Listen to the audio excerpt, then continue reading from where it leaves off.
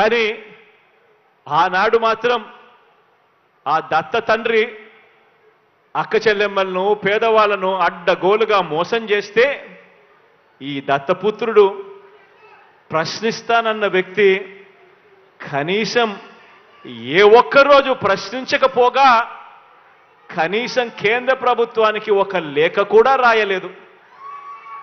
కానీ ఇదే దత్తపుత్రుడు ఇవాళ మీ బిడ్డ అక్షరాల 31 లక్షల ఇళ్ల పట్టాలు నా అక్క చెల్లెమ్మలకిచ్చి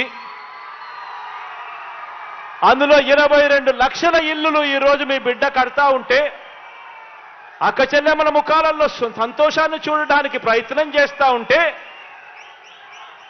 కేంద్ర ప్రభుత్వానికి లేఖ రాస్తాడు ఈ దత్తపుత్రుడు. పేదలు కట్టే ఇళ్లల్లో పేదలకిచ్చే ఇంటి స్థలాలలో అవినీతి జరిగిందట అని చెప్పి రాస్తాడు ఈ పెద్ద మనిషి. పేదలకు కట్టే ఇళ్లల్లో అవినీతి జరిగిందని రాసి ఆ ఇల్లు కట్టే కార్యక్రమం కూడా ఆపించాలని దిక్కుమాలిన ఆలోచన చేయగలిగిన వ్యక్తి ఎవరైనా ఉన్నారు అనంటే అది కేవలం ఈ అన్యాయస్తులు మాత్రమే అని చెప్పి మాత్రం ఈ సందర్భంగా తెలియజేస్తా ఉన్నా. ఈరోజు అవినీతిపరుడు చంద్రబాబు అని చెప్పి సాక్షాత్తు కేంద్రానికి సంబంధించిన ఇన్కమ్ ట్యాక్స్ డిపార్ట్మెంట్, అవినీతిపరుడు చంద్రబాబు నాయుడు అని చెప్పి సాక్షాత్తు కేంద్రానికి సంబంధించిన ఈడీ, వీరిద్దరూ కూడా బాబుకు సమన్లిస్తే కోర్టులు కూడా దాన్ని నిర్ధారించి అవన్నీ కూడా పరిగణలోకి తీసుకొని ఆ చంద్రబాబును జైల్లో పెడితే జైలు దగ్గరికి వెళ్ళి ఈ దత్తపుత్రుడు ఈ దత్త తండ్రిని పరామర్శిస్తాడు.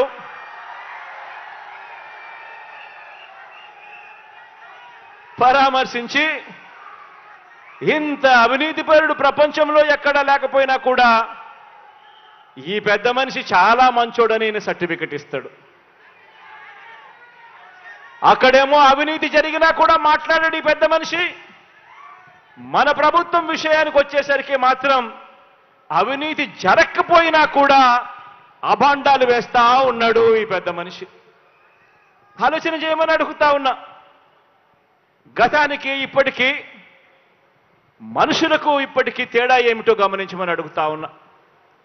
నిజంగా చంద్రబాబు నాయుడు గారు అనే వ్యక్తి అవినీతి చేసినా కూడా నోరెందుకు మెదపడు ఆ పెద్ద మనిషి అనంటే కారణం ఆ అవినీతిలో ఈయనకు కూడా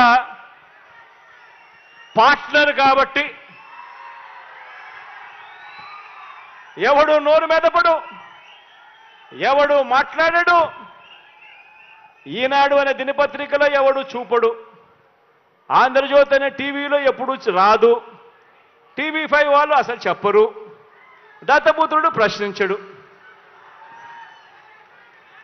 ఆలోచన చేయమని అడుగుతా ఉన్నా.